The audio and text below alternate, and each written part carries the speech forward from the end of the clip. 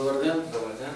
Предполагам, вие сте господин Колев, бащата на Николай. Да.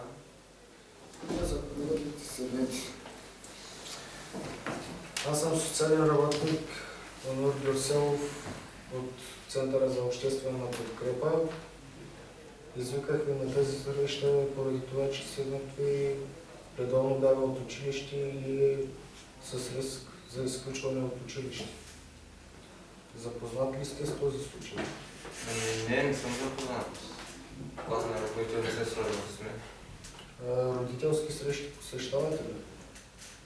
Напоследък родителските срещи съвпадат с работното ми време и просто няма как да ги посещавам. Майката на детето може да посещава родителските срещи? Майката на детето е в чужбина в момента и евентуално другия месец ще се върне в България.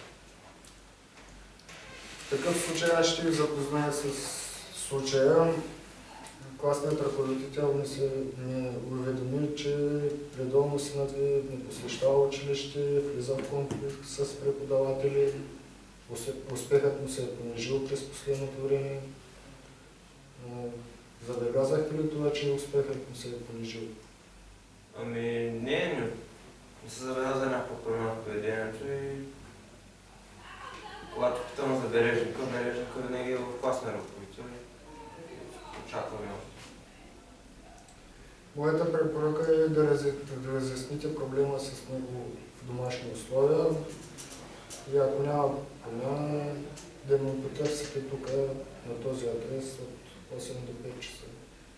Ще поговорим и евентуално, да, ако няма промяна, ще се свържем пак с това. Ако нямате други въпроси? Не. Виждане. Виждане.